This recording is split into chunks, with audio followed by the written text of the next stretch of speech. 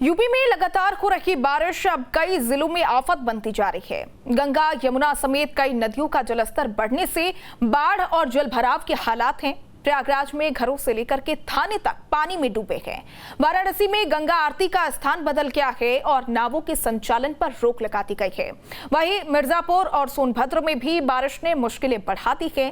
कहीं कावड़ मार्ग बंद है तो कहीं पानी में फंसे परिवार का रेस्क्यू करना पड़ रहा। बारिश और बाढ़ के बीच यूपी के अलग अलग इलाकों में कैसे बिगड़े हालात, देखिए ये ग्राउंड रिपोर्ट।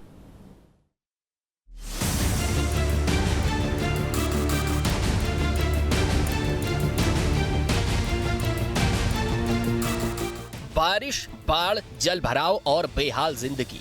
यूपी में मॉनसून की बारिश अब आफत बनती जा रही है। कहीं गंगा यमुना का जल स्तर लोगों की चिंता बढ़ा रहा है तो कहीं शहर की सड़कें और थाने तक पानी में डूब गए हैं।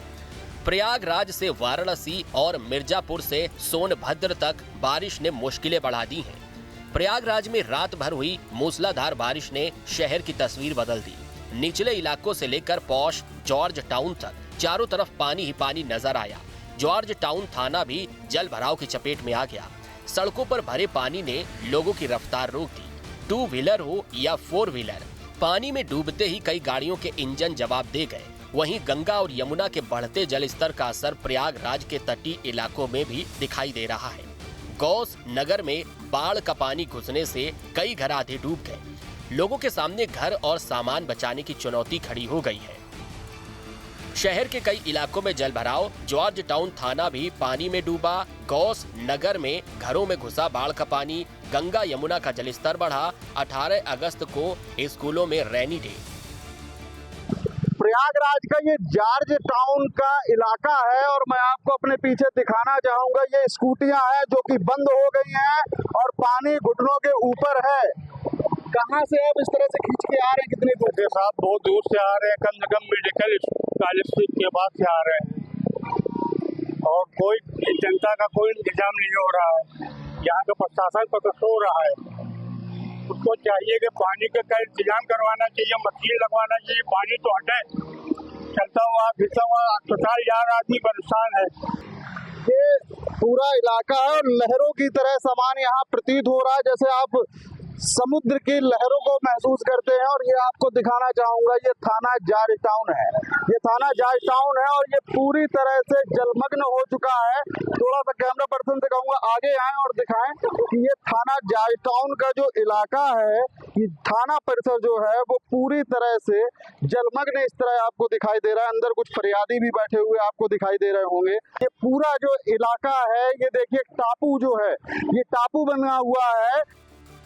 उधर वाराणसी में गंगा का जलस्तर लगातार बढ़ रहा है। घाटों के निचले हिस्से पानी में समाने लगे हैं। बढ़ते खतरे को देखते हुए गंगा आरती का स्थान बदला गया है। साथ ही प्रशासन ने छोटी बड़ी सभी नावों के संचालन पर रोक लगा दी है। गंगा का उफान भले ही आस्था की रफ्तार रोक रहा हो, लेकिन श्रद्धालुओं की सुरक्षा को देखते हुए प्रशासन ने सख्ती बढ़ा दी है। वाराणसी में गंगा का जलस्तर अब तेजी से बढ़ता हुआ दिखाई दे रहा है।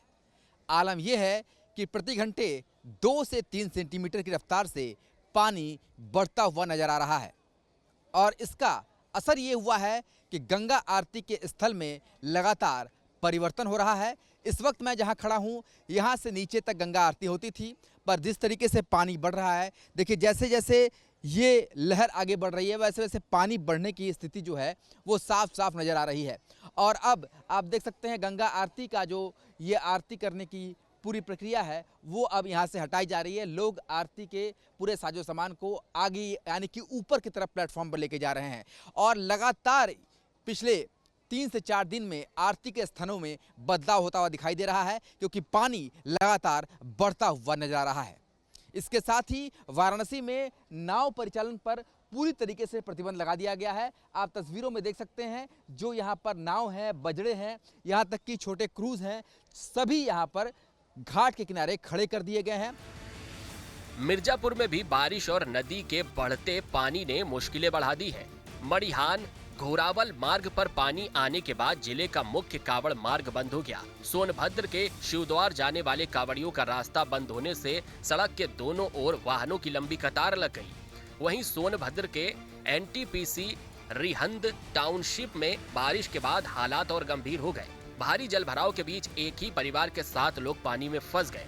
सूचना मिलते ही CISF फायर विंग की रेस्क्यू टीम मौके पर पहुंची और तीनों बच्चों समेत पूरे परिवार को सुरक्षित बाहर निकाल लिया। 7 लोग पानी में फंसे, 3 बच्चे समेत पूरा परिवार सुरक्षित। CISF ने रेस्क्यू किया, सभी अस्पताल में स्वस्थ मिले। यूपी में बारिश लगातार जारी है। नदियां उफान पर हैं, शहरों में जलभराव है और तटीय इलाकों में बाढ़ का खतरा बढ़ रहा है। ऐसे में प्रशासन के सामने सबसे बड़ी चुनौती है बढ़ते पानी के बीच लोगों की जिंदगी और आवाजाही को सुरक्षित रखना। फिलहाल राहत और बचाव टीमें अलर्ट पर हैं, लेकिन मौसम का मिजाज देखते हुए आने वाले घंटों में मुश्किलें और बढ़ सकती हैं। Team news state.